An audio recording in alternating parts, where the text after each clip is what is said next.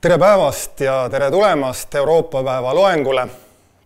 Täna räägime kliimapoliitikast, kliimamuutustega kohanemisest, kuidas me peaksime olema valmis määramatuks jõuks maailmas,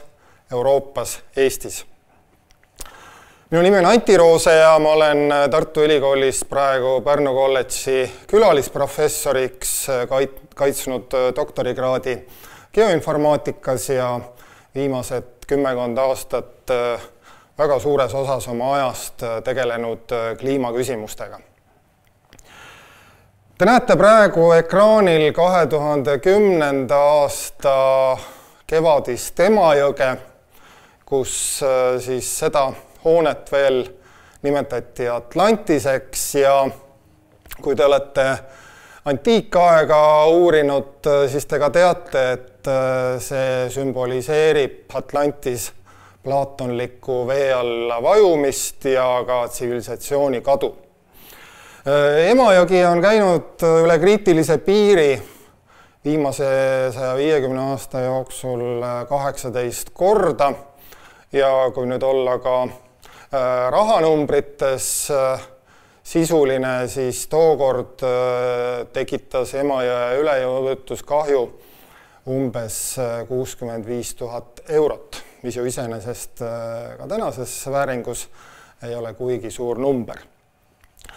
Millest me täna räägime? Alustame kliimapoliitika võtmemõistetest, kuidas on raamistatud ka tänases just nimelt üha enam riskiühiskonna võtmes kliimaküsimused, millised on meie teadmised, kuidas tehakse poliitikat, seda maailmas, Euroopas ja Eestis. Ma toon ka näiteid konkreetsetest kohanemistest erinevatel kontinentidel, aga kindlasti ka Euroopas ja kuidas siis Euroopa Liit kliimapoliitikat ellu viib. Me räägime ka sellest, kuidas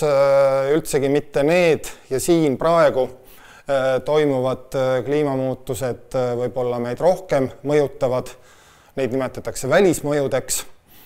Juttu tuleb ka kliimarändest ja ma toon näiteid ka Eesti, Tartu, Pärnu juhtumistest, erakordsetest ilmaoludest, mis on olnud nendes kohtades nendel hetkedel suhteliselt õpikulikuks näiteks sellesse loengusse. Ehk nagu siit kuulda, on tegemist sellise panoraamloenguga 4 ruumilisel tasandil, maailm, Euroopa, Eesti ja siis ka linnatasandil, Pärnu ja Tartu näidetel. Kuidas siis maailm muutub? Ma olen sõnastanud selle sellises lakoonilises haikuvormis ajakirja Vikerkaar mõned aastad tagasi. Uue maailmakorra loob kliima, mitte USA või Hiina. Nii see on ja me vaataksime järgnevalt ühte ülevaadet, kuivõrd oluliseks on globaalprobleemina kliimamuutus osutunud ja ma arvan, et selles 3 minutis on ka kokku võetud üsna oluline osa mu järgnevast loengust.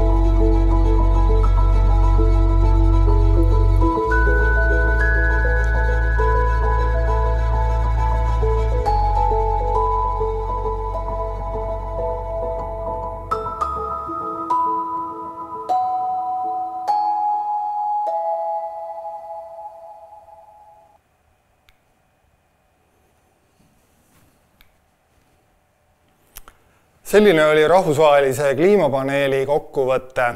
tihedalt, kuidas me siis kliimakriisi lahendame ja ka sellises võrdlemisi tihedas vormis oli väljendatud neid probleeme, millega me silmitsi seisame. Küllalt oluline on see, kuidas me tõepoolest nendel teemadel räägime, kuidas keel väljendab siis meie kliimateadlikkust, suhtumisi ja ka siin me võime näha väga selgelt, eriti pärast Pariisi kliimalepet, kuidas järjest täpsemalt ka tegelikult üritatakse väljendada toimuvat ja globaalprobleemi lahendamist. Ja siin üks selliseid arenguid on teie ees, kus tõepoolest on ka globaalsoojenemise kõrval sellise täiendava ja tõsisema mõistena tulnud kasutusele globaalkuumenemine,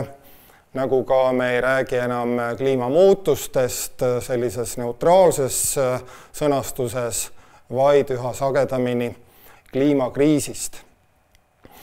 Me peame aru saama, kui tõsine see oht on meile siin ja täna, tulevikus Euroopale ja maailmale ja ka väga oluline, mida ma juba olen rõhutanud, kui pakilised on need teemad ühes või teises sisulises aspektis, mis juhtub siin ja Tartus ja Eestis saabuval suvel, kuidas võiks välja näha meie kliima 2050 ja 2100 sajandi lõpus ja millised on seejuures ikkagi need reaalsed lahendused, kus siis tänane ühiskond ja maailm on võimeline ka neid leidma ja lahendama. Üks pool teemast on see, et mida me oleme seni kogenud ja tihti ka kasutatakse sellist lähenemist, et me lineaarselt modelleerime minevikku tulevikku või arvestame siis ka neid ülekandetegureid sellisel moel mudelites, kuidas nad siis seda tulevikku võiksid stsenaariumitena väljendada, aga teine pool tegelikult, nagu ka eelnevatest piltidest ja filmireast on näha, et kuivõrd ikkagi me tõesti peame ka olema alarmeerivad neid olukordi kartma, teistpidi teaduslikult on meil võimalik ka need tõenäosused välja arvutada, tegeleda kõigepealt kõige suuremate riskidega, kus siis ikkagi tõepoolest me saame arvestada ühelt poolt neid pikaajalisi muutusi, aga tegelikult ka juba tegeleda praegu tänases nüüdiskliimas avalduvate kliimariskidega. Euroopa tegelikult on väga õpivõimeline ja kui Prantsusmaal 2003. aasta väga palaval suvel suri kuskil suurusjärgus 15 000 inimest palavuse kätte, siis eelmisel suvel, mis oli taaskord Euroopas erakordselt palav, oli see number kukkunud mitmeid kordi 3000 ja ka liigsuremust me oleme tegelikult ka Eestis kuumalainetest täheldanud, mis hakkab avalduma alates temperatuurist +27 kraadi. Küsimus on ka tegelikult sellises normaalses elus, millal see ebamugavus muutub talumatuseks ja kui me pakases saame järjest endale riidekihte juurde panna, siis palavas paraku see võimalus meil puudub, et me kuidagi saaksime ennast siis tõepoolest ka sellises tehnilisemas lahenduses selle palavusega lõputult ja nendes erakordselt kõrgetes temperatuurides jahutada. Tegelikult on see tänane jutt suuresti riskigeograafiast ja riskiühiskonnast. Üks mu lemmik selliseid teoreetilisemaid ühiskonnakäsitlusi on Beckilt 2005. aastal, kus ta siis asetab loodusriskid, mille sekka me peame asetama tänasel loengul just ka kliimariski, selle sotsiaalse, poliitilise, ühiskondliku konteksti, kuidas suhestuvad kodanikud üksikisikutena, kogukond, linlased, kuidas majandussüsteem, kapitalistlik süsteem, riik on neid olukordi ka teatavates sellistes lukustumistes ja oma reeglistikes kinni hoidmas, kus siis lõpuks taandub see eetikale ja ettevaatuspõhimõttele, et me peame olema valmis kõige halvemaks. Siit kerkib küsimus ka, et kes siis lõpuks vastutab inimkonna eest tervikuna sarnastes globaalprobleemides ja kes siis lõpuks on see, kes hakkab tegutsema ja kust otsast siis lõpuks see olukord hakkab tõepoolest praktilises elusolus lahenema. Ja siin me võime kindlasti nüüd väita, et Euroopa Liit on eesliinil, on võtnud suhteliselt ambitsioonikad eesmärgid nii kliimamuutuste leevendamisel kui ka kohanemisel. Samal ajal peame me kriitiliselt tõdema, et maailmaorganisatsioonile Ühinenud Rahvaste Organisatsioon peakorteriga New Yorgis ei ole ikkagi sellisel moel täna ja nüüd 2023. aastal valmis ka selliseid rahvusvahelisi probleeme kiiresti ja sisuliselt lahendama. See puudutab ka rahvusvahelist kliimakonventsiooni, mis sai enamuse riikide poolt allkirjastatud juba 1992. aastal. Ja siin tulevad mängu omakorda sellised ühiskonna avaldused tsiviilühiskonna esindajatena, aktivistidena, kus siis kindlasti on olnud meil eeskõnelejaks viimased aastad, peaaegu et 10, Greta Thunberg, Rootsi tüdruk, kes siis ammu enam koolis ei käi, kes algatas siis liikumise Fridays for Future'ga siin Tartus Raekoja platsil, seisti küll mitte kuigi arvukalt, aga igal juhul oli see protestiavaldus suhteliselt kõnekas ja ka globaalne, kus siis tõepoolest otsustajad, poliitikud võtsid noorte arvamusi ja positsioone väga selgelt kuulda ja seeläbi kiirendasid tegevusi. Tegelikult leiab päris mitmeid selliseid vastulauseid, miks me siis nüüd selle kliima küsimusega ei saaks kiiremini tegeleda, alates seal sellistest individualistlikest lähenemistest, et keegi teine lõpuks lahendagu selle probleemi, siis me saame välja vabandada sellega, et äkkmuutused tekitavad suhteliselt palju tüli. Teiselt poolt on ka esinemas sellist tehnoloogilist optimismi, et tehnika lahendab kõik probleemid, samal ajal kui me ise võib-olla ei ole ühiskonnana või ka üksikisikutena nendeks keerulisteks nutikateks tehnoloogiateks valmis. Kindlasti ka me oleme kuulnud innovatsioonist, mis käib väga sageli edukalt läbi lõhkumiste, kus siis tõepoolest läheb mingi aeg palju hullemaks, enne kui hakkab paremaks minema ja siin on ka küsimus sotsiaalses õigluses ja sellises üldises lääne tsivilisatsiooni heaolus ja tegelikult ikkagi ka esineb küll väga väikesel määral sellist kliimaeitust, kliimamuutuste eitust, kus siis tõepoolest kas siis piirdutakse sellise apokalüptilise maailmalõpu kuulutusega või siis tunnistatakse passiivselt, et leitakse kümneid põhjuseid, miks me sellega ei saa tegeleda. Nüüd järgnevalt sisenedes kliimamuutustega kohanemise teemasse läheneksin ma sellele küsimusele sellise uudissõnaga nagu kliimakerksus, climate resilience, mis siis on väga tugevalt välja vahetamas seda eelmist kohanemispoliitikat või põlvkonda. Kliimakerksus tähendab siis vastupanuvõimet muutustele, ühiskonnale, süsteemidele, ning selle võimet kohaneda, toimida ja taastuda rasketes ja ootamatutes oludes, ehk siis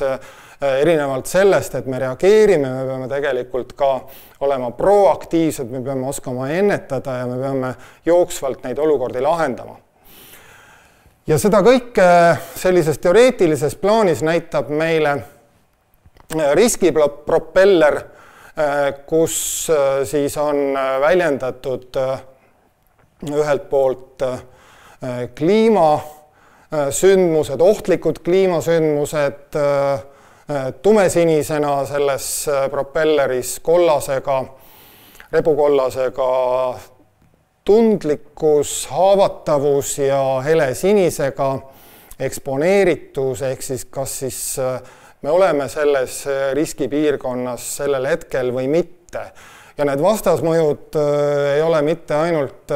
kliimamuutuse ja ühiskonna või siis ökosüsteemide vahel, vaid ka need seosed suhteliselt ikkagi ka tänasel päeval keeruliselt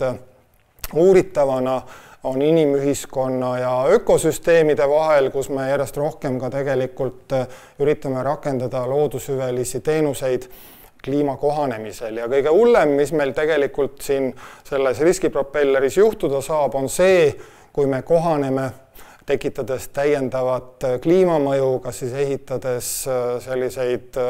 massiivseid betoonist kaitsevalle üleujutuste vastu või siis siin suvistel üksikutel päevadel jahutades oma töö- ja eluruume konditsioneeridega, kui see elekter samal ajal on toodetud fossiilkütustest. Kuigi neid põhjuseid ja tagajärgi on, seda nimekirja on järjest pikendatud, siis tegelikult ikkagi kõiki kontinente puudutab üks selliseid ikkagi esmaseid kliimariske, nii nagu seda ka eelmise aasta aruandes kliimapaneel siin sedastab, kus siis Euroopas tekitavad hävingut ja segadust üleujutused. Lähis-Ida on pigem lämmatatud kuumalainetest ja põuast, kus siis ka on meil teada siin eelmisest kümnendist osaliselt kliimapõhjustel tekkinud Araabia kevad ja siiani jätkuv ränne. Okeaan ja saareriigid ju upuvad ära, kui maailmameri tõuseb, Aafrikas samuti sellised klassikalised kolmanda maailma probleemid. Ameerikas oleme näinud hävitavaid tornaadosid järjest sagedamini ja ka tornaado hooaeg on pikenenud, nagu ka Austraalia kohta me saame öelda samad sellised erakorraliste ilmaolude sagenemised, kuumuse, metsatulekahjudena. Nüüd siin läheb see pilt kirjumaks ja kui me nüüd üritame ikkagi selgust luua, siis need tumedad miinustega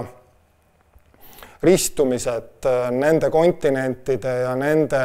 kliimamuutuste mõjude osas, kas siis veepuudusele, põllumajandustootmisele, tervisele, heaolule, linnadele, taristule, väljendavad seda, et suure tõenäosusega on need mõjud negatiivsed. Kui me näeme ja leiame siit ka selliseid üksikuid plusse, või siis on ka see mõju kahesuunaline, nagu seda ka põllumajanduses võiks Eestis käsitleda, kus siis tõepoolest vegetatsiooniperiood pikeneb, aga samal ajal tegelikult on suurenenud ka põuarisk. Ja ka me peaksime tähelepanelikud olema nende heledamate asjaolude osas, kus siis meil see teadmine ka tänapäeval puudub ja kus võib-olla see tulevikukliima ei ole üldse teada, kui kriitiliseks ta ühes või teises asjaolus osutub, nagu näiteks tõepoolest ikkagi osa selliseid mere- ja ookeaniriske või ka kõrgmäestikes on veel tuvastamata, eriti sellistes radikaalsetes tulevikukliima tingimustes. Vaatame ka mõned sellised elavad näited, kus ma siin ise eelmisel sügisel käisin Indoneesias ja seal on ikkagi väga selgelt näha, kus siis tõepoolest alles mõned aastad tagasi ehitatud sellistel uhketel rannapromenaadidel on käinud sellised tsunamilained üle ja kõik need sellised Euroopast ja esimesest maailmast kohale lennanud puhkajad peavad seal ikkagi ukerdama kuskil nende betoonikänkrat vahel, mis on rannakindlustuseks kuhjatud, sest järgmine riskivöönd puudutab juba neid 4-5 tonnelisi hotelle ja kõike seda muud taristut. Päris huvitav oli mul ka kogeda seda, et sinna nendesse üldiselt madalatesse linnadesse on ehitatud sellised kõrgemad karkassmajad, ehk siis tõepoolest sellise suurema tsunami puhul on sul väga selgelt teada, kuhu sa siis jooksma pead, et meri sind üle ujutaks. Ja päris keeruline olukord on ikkagi kõigis Okeaania saartes, kus tõepoolest need koralliatollid saavad üle ujutatud ja siin te näete ka tumesinisena, kus väga suure tõenäosusega Marshalli saarte pealinnas küllalt olulised kvartalid vee alla jäävad. Väga selles mõttes eriliseks näiteks on nüüd Jakarta, mis kolitakse sellel kümnendil juba uude pealinna Nusantarlasse, et seal ikkagi samal ajal ka Jakartas jätkub meeletu kiirusega linnaareng, ehk siis see pealinna kolimise otsus pigem hakkab puudutama avalikku sektorit ja erasektor, pangad tegelikult nagu ka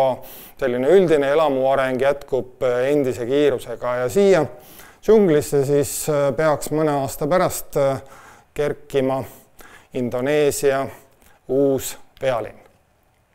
Nii, Euroopa veab eest ja selle kinnituseks näitan ma ühte pilti eelmisest kuust, kui ma käisin külalisloengut pidamas Twente ülikoolis 79. aastal tegi kunstnik Wim Schippers sellise kunstvergi arhitektuuriteose, mis on siis kirikutorn keskajast 15. sajandist, mis siis vajus sohu. Aga me teame ka seda, et Hollandist on üle ujutatud või allpool merepinda tugev kolmandik. Hollandis on 2005. aastane kogemus ja murdepunktiks oli 1953. aasta üleujutus, pärast mida on, nagu te ka näete, sellise absoluutse täpsusega ka need riskid välja arvutatud, milline on võimalus, et need kaldakindlustused hakkavad siis tõepoolest purunema, milline on see majanduslik kahju ja siis ka tegelikult me saame täpselt ära mõõta need võimalikud riskid, suremusriskid ja see tabel tegelikult tõestab ka meile seda, et igal juhul ka need riskid, nii nagu Holland on selleks olnud valmis ja järjest tõsisemalt tegelenud, et siis sellisel väga jämedal hinnangul, kui teile tuua mingi võrdlus Eestis, siis ka need ühiskondlikud ja inimelu riskid Hollandis üleujutuste puhul on ikkagi ka sageli 2 või 3 korda suuremad kui Eestis surma saada liiklusõnnetuses. Ehk siis see peaks teile nüüd väljendama taaskord seda pealkirja võtit, ehk siis tegemist on vääramatu jõuga ja kellelgi ka Süda-Euroopas ei ole nii palju raha, et kõiki riske maandada. Euroopa on hädas ja siin jälle ühe sellise võib-olla populaarsema näitena me toome ikka jälle turismitööstust, kus Alpides ühelt poolt madalamad suusakeskused on kinni pandud, siis on kõik suusatajad seal nendel vähestel talvistel nädalatel läinud suurematele kõrgustele ja see ühtlasi on ka ikkagi sagenenud ka need talvised laviiniriskid või ohud, kus siis on ka sagenenud laviinisurmade arv ja sama tegelikult vastupidise näitena suvest võime tuua Vahemere maadest, kus tõepoolest ei ole mõtet lennata eurooplastel kuhugile Vahemere äärde suvitama, kui sa pead istuma selles kõrges palavuses konditsioneeritud hotellitoas. Aga tegelikult ja päriselus puudutab ikkagi see Euroopat väga konkreetselt ja otseselt meie tervises. Kindlasti on ka väga paljud riigid siin metsatulekahjude, maastikutulekahjude käes olnud, kus siis lõpuks see tulekahju ikkagi levib asustusse ja linnadesse ja päris palju tegelikult on ka toimunud juba praegu eelmisel kümnendil ja sellel muutusi põllumajanduses ja toiduvarustuses, kus siis tõepoolest ka siin sellekevadised näited mitmetest Euroopa riikidest on lõppenud selliste suhteliselt kummaliste toiduaine puudujääkidega. Inglismaal seal ei olnud rohelist kurki, tomatit, salatit ja siis jälle mingitel perioodidel ei ole mune, ehk siis kõik see lõpuks on ühte või teistpidi ja kaudsemalt seotud kliimamuutustega. Kõige halvemal juhul värvub Euroopa järjest rohkem punasemaks ja te näete eriliselt kõrgenev risk selle kõige kriitilisema stsenaariumi puhul puudutab rannikualasid ja teistpidi me peame igal juhul tõstma kohanemisinvesteeringuid ja võimekusi, aga siin te näete nüüd seda teistpidi sellises kahelises Euroopas, Ida- ja Lääne-Euroopas, kus siis Lääne-Euroopa on võimeline investeerima sellesse teemasse, kus need arengud on Ida-Euroopa suhtes võib-olla 10 aastat kaugemale jõudnud ja lõpptulemusena tegelikult saab see väljendatud kas siis majanduskahjudena, suuremate majanduskahjudena siin Ida-Euroopas, nagu ka mingis osas inimeludena. Euroopa Liit on võtnud seda teemat järjest tõsisemalt ja kliimamuutustega kohanemine on üheks suurest 5 missioonist, kus eeskätt üritatakse luua õiguslikud raamid, üritatakse võidelda piiriüleste riskidega, kindlasti solidaarses Euroopas peetakse silmas õiglust, ehk siis rikkad, vaesemad peaksid olema kõik arvestatud sellises jaotuses ja mingite tugisüsteemidega, et tõepoolest ka need haavatumad inimkonna rühmad oleksid toetatud, kaitstud ja kindlasti on Euroopa jaoks väga oluline toetada ülejäänud maailmajagusid, kus need probleemid on ikkagi ka kordi keerukamad ja ütleks ka traagilisemad. Kuidas me seda kõike teeme? Nutikamalt, süsteemsemalt, kiiremalt, nagu tegelikult võiks see käibida kõigi Euroopa poliitikate kohta. Järjest sellises spetsialiseeritumas lähenemises vaadatakse ka juba täna esinevaid probleeme, kus erakordselt tõsised on põuariskid, veepuuduse, maaviljeluse muutustena, kus siis on ka arendatud ühiselt ja tõenduspõhiseid põuaseiresüsteeme. Hävitavad on olnud metsatulekahjud, kus on päris suur varakahju, rääkimata õhureostusest, kus on Euroopa Liit samuti teinud selliseid päris innovaatilisi ja uhkeid lahendusi automaatseireks, nagu ka kustutustehnoloogiateks ja kindlasti on järjest eranevad ja täpsemad arvestamised ja kohanemised tervisemõjudes, kus siis ühelt poolt seab meile sellised raamid ette vananev kontinent eakama elanikkonnaga, kus siis on tegelikult hakatud ka rääkima avalikkuses vaimsest tervisest, kliima, ilmaärevusest ja tegelikult on see ikkagi otseselt seotud inimelu ja surmaga. See, kuidas ka Eestis tegelikult see põllumajanduslik areng liigub sellise põuakaitse suunas, nägin ma siin nädalkond tagasi Vooremaal rattaga sõites, kus tõepoolest on aastasaak sõltuv maikuisest mullaniiskusest ja kindlasti paljud põllumehed ei jäta seda ilmataadi või juhuse hoolda ja päris ikkagi sellises tõsises lähenemises on ka juba Eestis hakatud arendama melioratsiooni niisutussüsteeme, kus siis tõepoolest ka see täiendav kulu saab saagikusena igal juhul kuhjaga tasutud.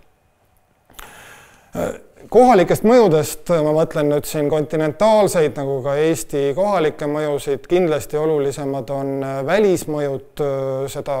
ka eelräägitud põllumajanduslikes küsimustes, aga ka siin juba eelnimetatud geopoliitiliste riskidena, kus siis ka suures osas me võime eelmise kümnendi Araabia kevadet sellise põua, nälja ja sotsiaalse kriisi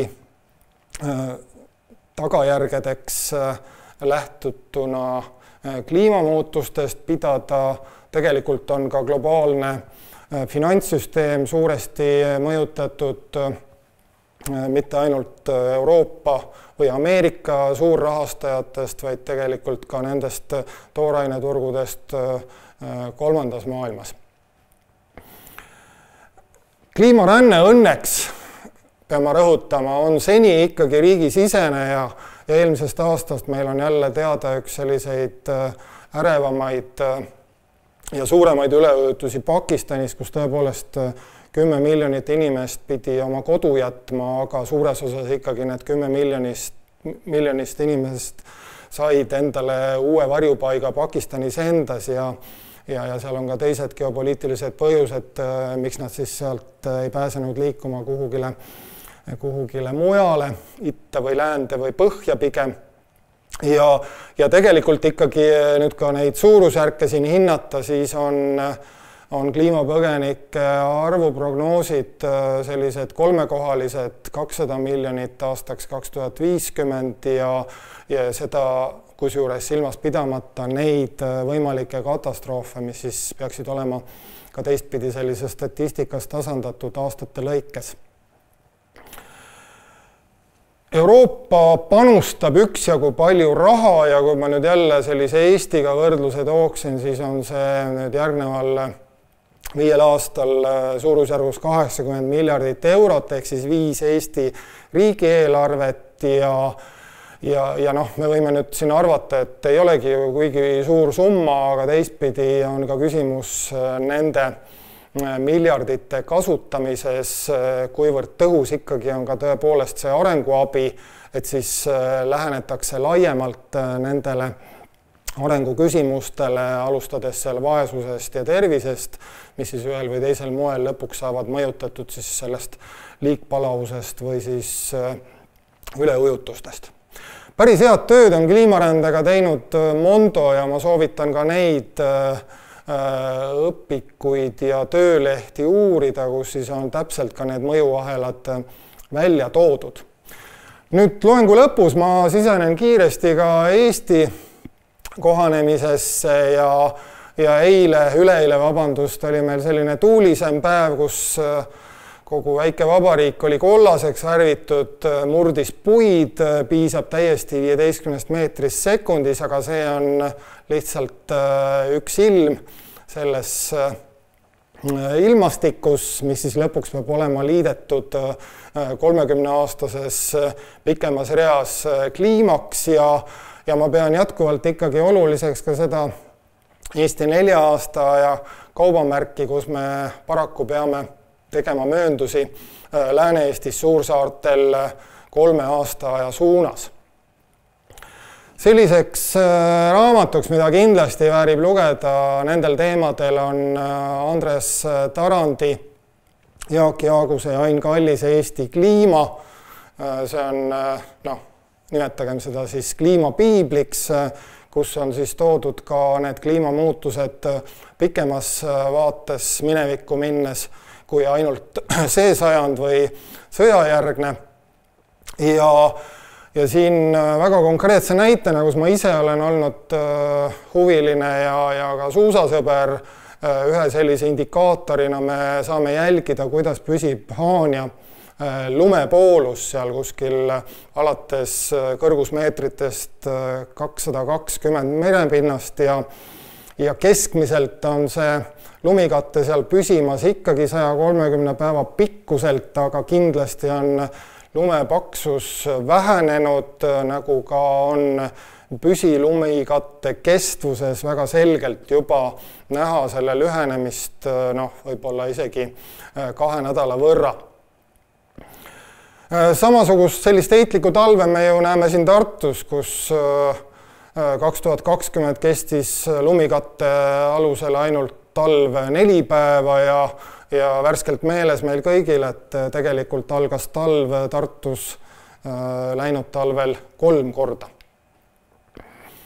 Samavõrd oluline on nüüd ikkagi see, kuidas käitub meil rannikumeri, kus mere jäätumist on vähem, mis omakorda tekitab sellist täiendavat soojenemist. Talvetormides esineb päris ulatuslikke rannikupurustusi ja merekliimal on tõepoolest oluline mõju ka maismaale. See võib ka tähendada seda, et siin paremal te näete seda rannakindlustust täna suhteliselt sellise sümpaatse ja teistpidi ka praktilisena, kus saab panna varbavahesid jalga või liikuda tõepoolest suvise palavusega randa, aga kui tõepoolest ka need talvetormid tõenäosuslikult ägenevad, siis tuleb ka tegeleda rannakindlustusega ja hoopis suurematel kõrgustel. Kindlasti on ka selliseid ajutisi üleujutusi erinevatel Eesti jõgedel, kus siis veel sellest kevadest kuu aega tagasi on nüüd näidata teile Hüürova külast Mustjõe ääres Lõuna-Eestis üleujutatud päikeseparki, mis kindlasti on selline väga suur planeerimise viga. Ja Emajõgi on lähenenud sel kevadel kriitilise piiri lähedale, aga me teame ka kõik siin tartlastena, et ehitustegevus üleujutusalal on jätkunud ja tegelikult see, mida me saame teha, on tõepoolest ka seda, kas siis ehitustehnoloogiate projekteerimistega ühel või teisel moel maandada. Suurenev probleem on ka linnade soojussaar ja siin on üldse mitte ju tegelikult vähe Tartust üle kuumenenud 3. augustil 2014 Annelinn oma tõrvatud mustade katustega nagu ka Ropka tööstusrajoon ja ka trend näitab väga selgelt tegelikult üle 27-kraadiste kuumapäevade sagenemist võib-olla juba siin viimasel poolsajandil nädala-2 jagu.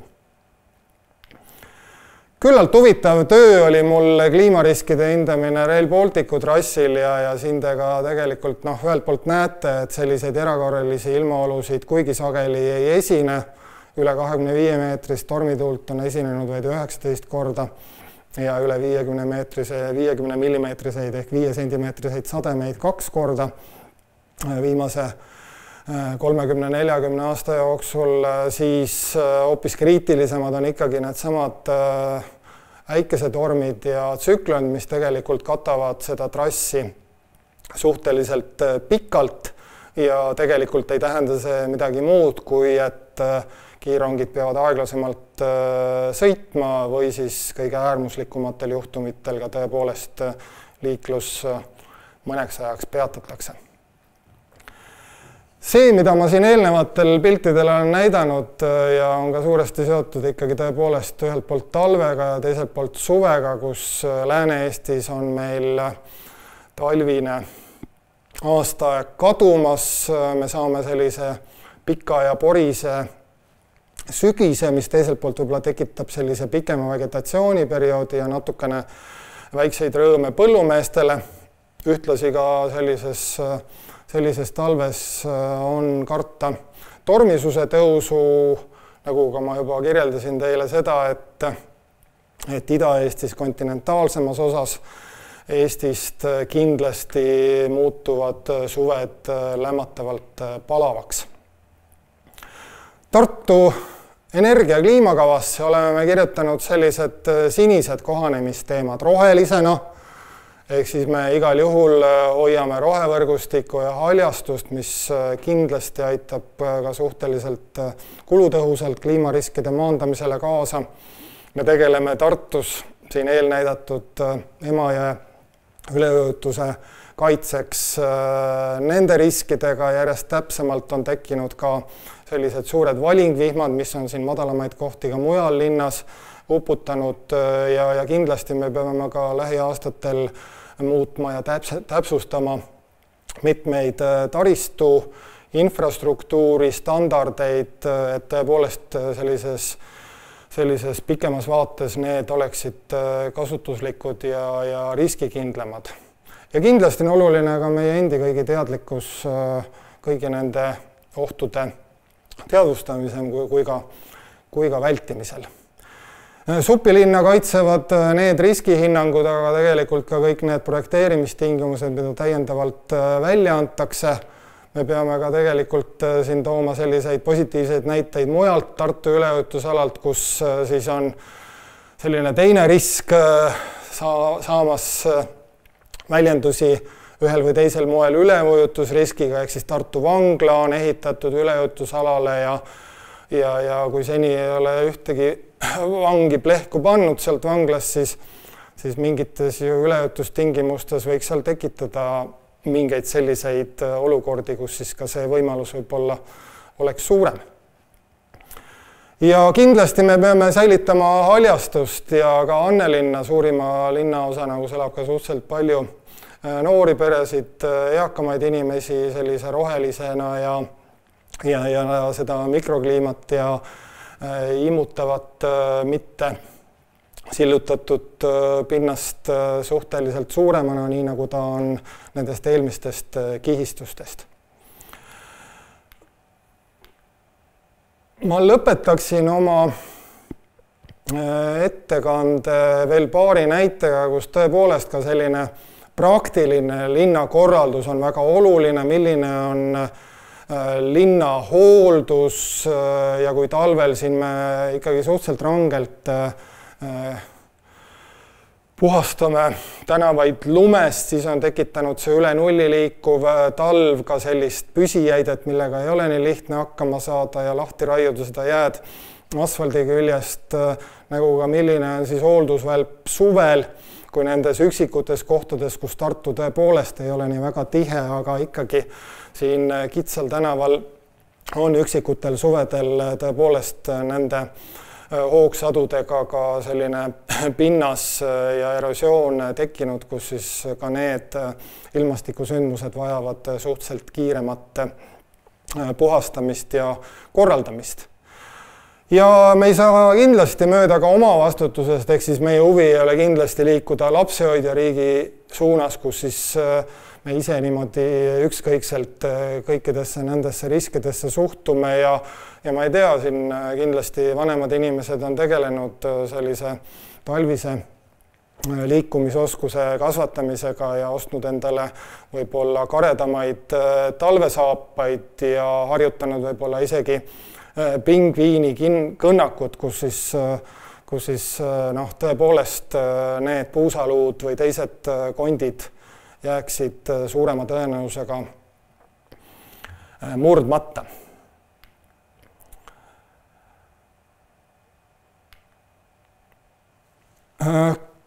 Millest me siis nüüd rääkisime, et esimene punkt kokkuvõtteks, kuidas muutub kliimakeel, kuidas ta täiustub, muutub nüansirohkemaks, millised on need poliitikamõisted, mis käivad siis tõepoolest selle poliitika tegemise eluoluga kaasas ja väljendavad seda sisu palju-palju täpsemalt, ilmast ja inimestest ikka räägitakse, siis me kindlasti peaksime silmas pidama siin Euroopas ja Eestis selliseid kaudsemaid kliimamuutuse mõjusid, nagu ka minu haikus. Kindlasti on suhteliselt kriitiline, kuidas jõuavad Eestisse ühel koledal päeval kliimapagulased, siis kindlasti selle vastu me saame siin ikkagi arenenumas maailmas tegeleda ka järjest suuremahulisema kliimaabi andmisega nendele arenguriikidele, kus siis tõepoolest need rändelained nendes katastroofilistes oludes võiksid liikuma pääseda. Me kindlasti peame ka süvenema Eesti kliimariskidesse hoopis täpsemalt ja sellises, ma ütleks, Hollandi võtmes, kus need tõenäosused ja riskid on välja arvutatud majanduslikult ja inimeludes. Seda võtma arvesse ka taristu planeerimisel, mida me teeme ju mitte siin 10 aastaks, vaid 50 ja 100. Ja lõpulausena ma ikkagi julgen tõepoolest siin sisendada endale ja teile kõigile, et kliimakerksus algab meist endist, aga ilmaärevuseks põhjust ei ole.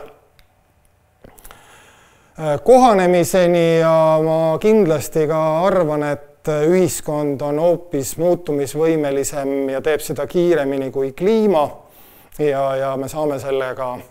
igal juhul Eestis, Euroopas ja ka üle maailma hakkama. Nüüd on küsimuste aeg. Ma ootan teie küsimusi, millele ma loodan, et ma saan ka sisukalt vastata. Nii, need küsimused manatakse nüüd mu ette suuremana. Kas te saaksite veel natukene suurendada? Kui inimeste ümberasumine kliimarändega seoses muutub riikide vaheliseks,